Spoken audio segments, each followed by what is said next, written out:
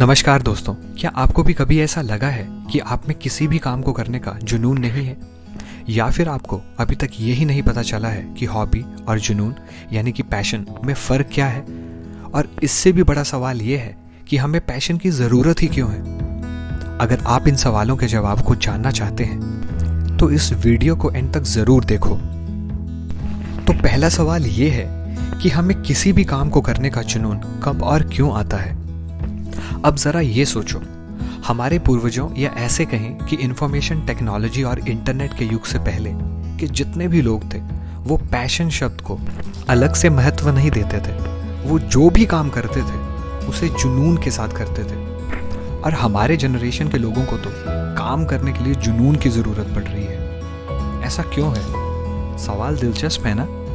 तो इसका जवाब इससे भी ज़्यादा दिलचस्प है। तो इसका जवाब ये है कि पहले के समय में इंटरनेट ना होने की वजह से इंफॉर्मेशन यानी कि जानकारी बहुत ही कम फैलती थी। सूचना या जानकारी के बिल्कुल कम साधन होने की वजह से उनका दिमाग भी बहुत एकाग्र रह पाता था, जिसकी वजह से वो किसी भी काम को बहुत लंबे समय तक अच्छे से पूरा कर लेते थे।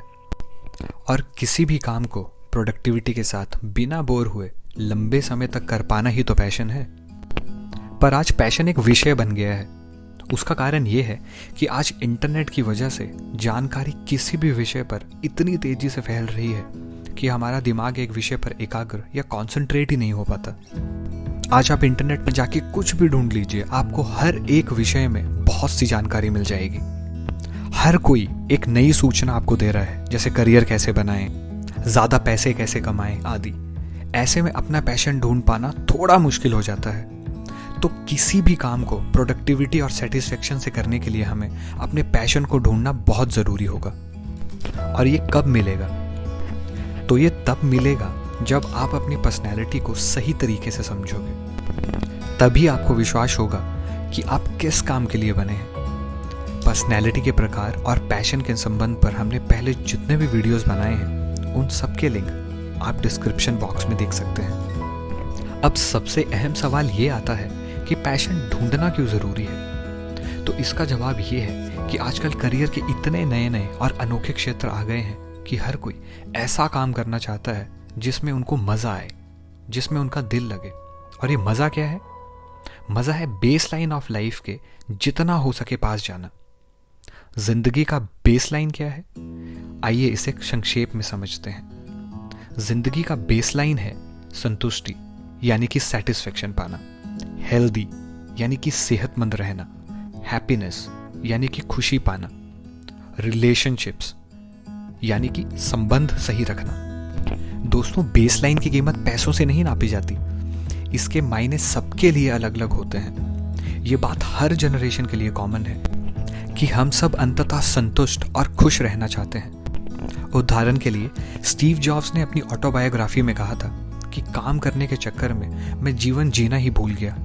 तो मतलब आप जो भी काम करते हैं, अगर वो आपको बेसलाइन के करीब लाती है तो आप समझ लो कि पैशन का पता आपको मिल गया है। अगर आप संतुष्ट और खुश हो तभी आप काम को अपना 100% दे पाओगे। तो जुट जाओ आज से अपना पैशन ढूंढने में। और वो किसी ऑनलाइन या शॉप में नहीं मिलेगा, ये मिलेगा अपने आप पर पूरी डेडिकेशन के साथ काम करने पर।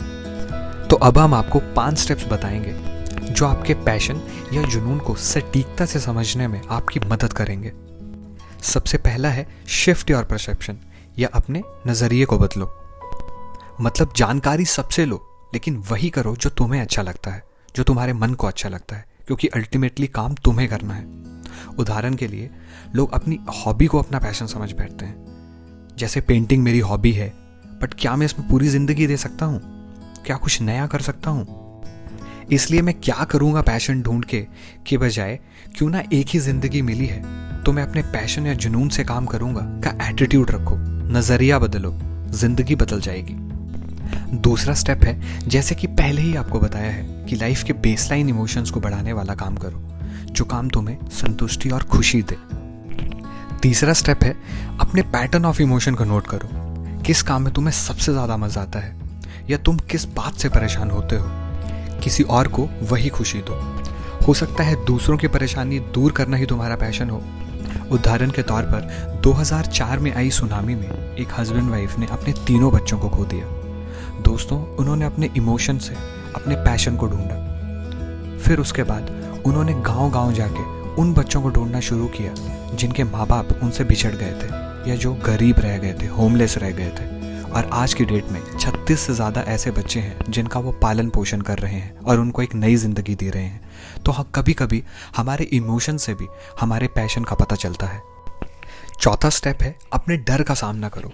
जिन जिन चीज़ों से तुम्हें डर लगता है उसे दूर करने की कोशिश करो। डर पैशन का दुश्मन है, क्योंकि ये डर फेल होने वाला डर है जो हमें रिस्क नहीं लेने देता। और हम अपने पैशन को इसलिए फॉलो नहीं कर पाते क्योंकि हमें डर लगता है कि कहीं हम फेल हो गए तो क्या होगा। अरे, फेल हो गए तो क्या, जिंदगी में एक चांस तो बनता है। पांचवा स्टेप है, get out of your comfort zone. अगर 9 to 5 की जॉब में खुश नहीं हो, पढ़ाई करके खुश नहीं हो, तो पैशन ढूंढो, या फिर जो कर रहे हो उसी में खुशी ढूंढो। ये क्या बात हुई कि अमीर बनना चाहते हैं पर नौकरी का कंफर्ट भी चाहिए और मेहनत भी नहीं करनी है। तो अगर सच में कुछ प्रोडक्टिव करना चाहते हो तो अपनी आराम की दुनिया को छोड़ो और लाइफ में आगे बढ़ो, कुछ हासिल करो। तो अब आपको पता चल गया होगा कि पैशन या जुनून ही इस युग के सबसे बड़ी ताकत है जो आपको प्रोडक्टिव और यूनिक बना देती है। तो अगली वीडियो में हम आपको पैशनेट या जोशीले लोगों के बारे में बताएंगे। अगर ये वीडियो अच्छा लगा तो लाइक और सब्सक्राइब ज़रूर करें और कमेंट करके हमें ज़रूर बताएं। धन्यवाद।